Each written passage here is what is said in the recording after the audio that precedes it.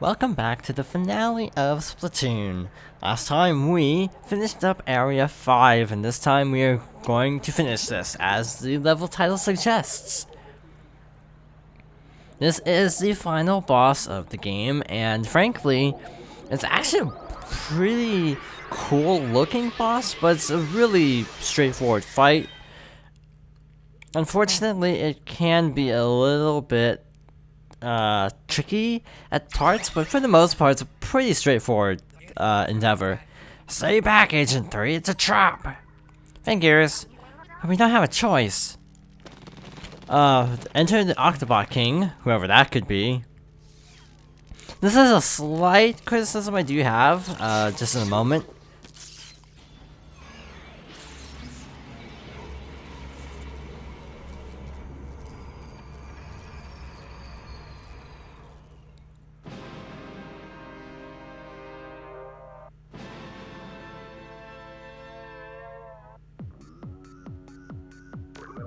Yeah, I'ma remix your face. So first of all, this boss is actually pretty easy at the start, but its difficulty ramps up very quickly. So what you do is you shoot the hands to push them back. As you can see, our footing gets increasingly small as the battle goes on though. So that's where the challenge is. It's a really cool fight, but I would say a little more foreshadowing would have been nice, because he kind of just comes out of nowhere. Like this DJ Octavio, he just sort of just shows up. Y'all ready for this? I mean, it's a cool fight, and you know, there is some foreshadowing, but I think it's kind of weird to just have a boss come out of nowhere, sort of.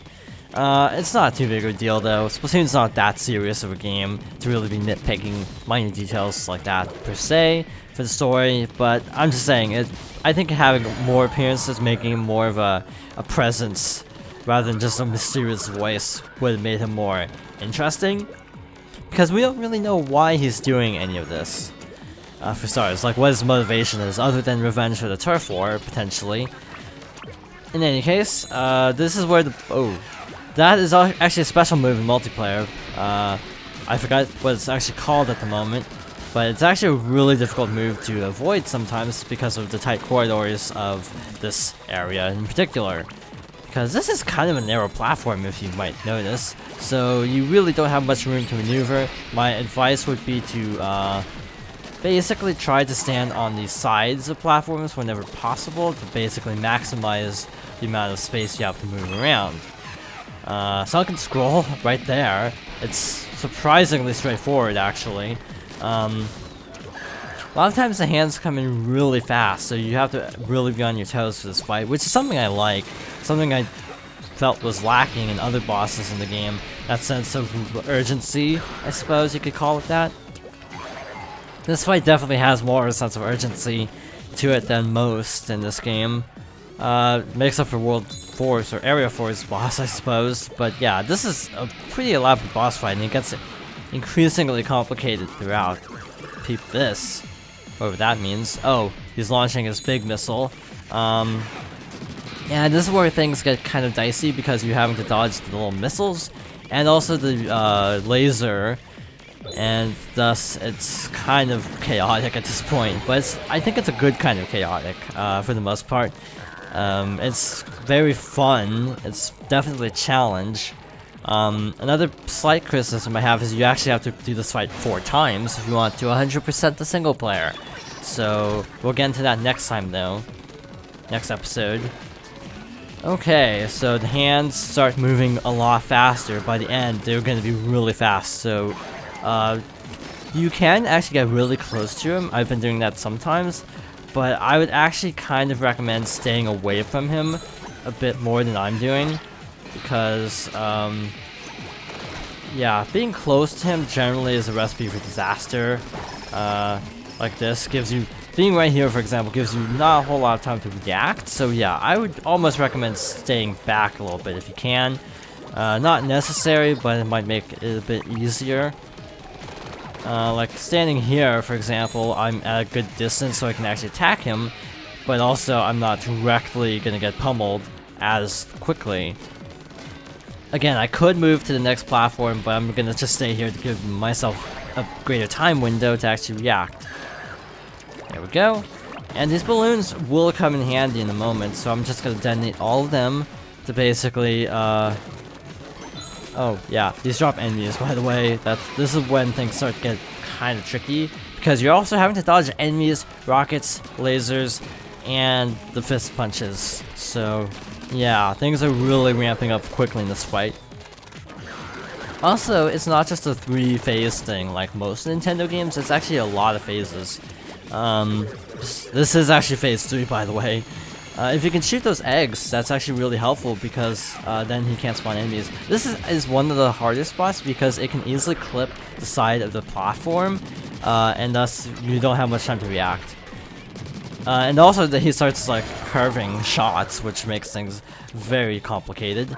Do you even know who you're messing with? I do. Also, I want to compliment the boss music, which is very iconic already. It's good boss music, I will admit that. And we have invisible floors, which is a mechanic we haven't seen for many levels. This is a cool looking boss too. It definitely is a case of the boss. I don't know. What am I trying to say? Nintendo likes to do this kind of thing, to be honest, which is a slight issue I have, not towards this game, but just Nintendo, is they do the whole giant fist thing a little bit too much. I mean, you have that in Mario, you have that in DK, you have that in all sorts of games, Kirby, I think. But the whole, giant hands to attack you with kind of boss is actually just a cliche in gaming in general, because I think Mega Man does that too. I know Mega Man X does that, because I finished X the other day. So yeah, maybe mixing up attacking would have helped a little bit, because he basically attacks the same every turn. So that's just a slight observation. Inkzuka really doesn't help you here, and that is like a really risky maneuver I just did, just standing on the very edge. I could have gotten easily clipped by that if I wasn't far over enough. And actually, we're making good time on this boss, all things considered. Okay, go over here quickly before he has a chance to attack. Yeah, but this is a little bit too close for comfort, to be honest. So I may try to... Well, actually, there's no room to actually back up here, so just hope for the best. Once you know one punch is gonna activate, you basically know that you can safely start attacking the other one immediately. Again, if you can take out the eggs, I guess you could call them eggs, that helps a lot. And here's when things start really speeding up. So yeah, this is like one of the faster phases because it's such a short window, because if you stand too far back, it might clip this whole platform here, and this won't allow you to actually attack. Also, this is actually what I was thinking of. This is really fast, so and it keeps arcing, so yeah, I intentionally lured the laser to the side on purpose, so I could stand in the middle of the platform, because otherwise I wouldn't be able to stand in the middle, and it would have made things a lot harder to shoot the rocket like from here. So that was intentional RNG, not RNG manipulation, attack manipulation, triggering the laser when I was standing there. What's this? Where's my beats? Agent, if you can hear... Agent 3, can you hear our song? Radio override activated. Huh? A heavenly melody, it's the one and only Squid Sisters. Don't you ever worry your granddaughters like that again. Agent 3, take care of Gramps for us, okay? Now, I just wanted to point this out that, maybe because I was focused on the boss or something, but the first time I played the game, as you may be able to tell from my, comments a couple episodes ago, I actually totally missed that, the Squid Sisters or Agents 1 and 2. I totally missed that for some reason. I guess wasn't paying attention during the boss, but yeah, they pretty obviously stated there. But yeah, for some reason I just missed it. But yeah, just to reiterate, the Squid Sisters are indeed Agents 1 and 2. And they are also the granddaughters of Captain Cuttlefish, so that's cool.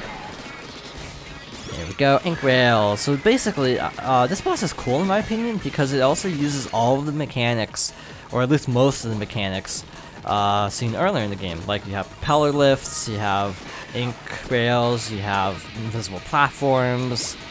You just have a ton of different mechanics. You have sponges. So basically, most mechanics are utilized in this one level, which is something I wish more games would actually do, because I do feel like this is a struggle with games a lot of times where they never seem to use all their what am I saying? They never use all their best gimmicks more than a couple times. Like Mario games, for example, will introduce a cool gimmick and then never use it again, and it's just like, why? Why make this cool gimmick if you're never gonna use it? Oh hey, and there's Captain Cuttlefish, so we're getting close to the end. But yeah, this boss basically takes everything you've learned so far and puts it to use, which is actually, yeah, a really nice touch to it. And again, I wish more games would do that, to be honest, because yeah, that is a complaint I have of a lot of Nintendo games. I screwed that up, actually. Just a little farther, Agent 3. I'm a dub stomp you to oblivion. I'm pretty sure that's like his most iconic line. Again, this is not the easiest thing in the world to actually shoot that far away. Again, dodging all this crud happening all at once. Oh, that is so fast, by the way. Yeah, that was a really fast phase there. There we go. And splatted. Oh, no, so sad. Crossfade to black. I can't read upside down, apparently.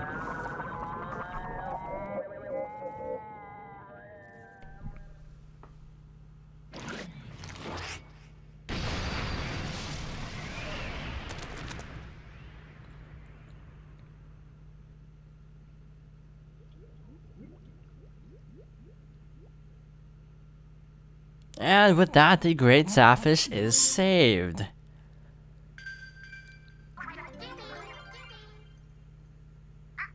Okay, it's late, but we got a midnight news flash. Wait, what's going on? What time is it?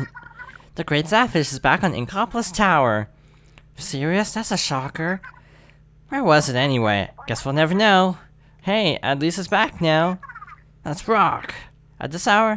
Why not? With that, we have finished Splatoon. The credits, you can actually use R or ZR. R is bomb, ZR is regular attack, to basically reveal the credits. Basically, you just have to line yourself up at the bottom of the screen and just go back and forth, and you'll pretty much reveal all the credits. It's actually pretty straightforward. Yeah, just back and forth. I'll just be doing this for a while. But basically that is the game. There are still a couple more things, namely the amiibo challenges to do, but that is all.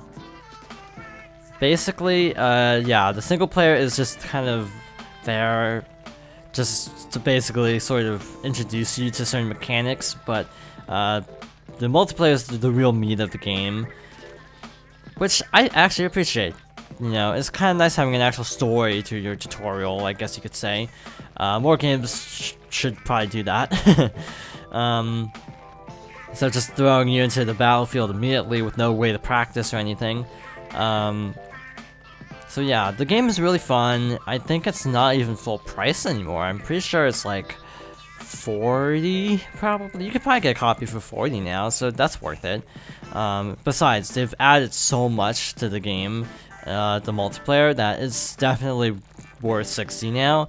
All the DLC for the game was actually free, which is really appreciated in this day and age, especially because of like even other Nintendo games like Smash Bros and Mario Kart. Actually, Mario Kart's DLC was really well priced. Smash Bros, they kind of pushed their luck a little bit, but they knew people would pay for it, so more power to them, I suppose.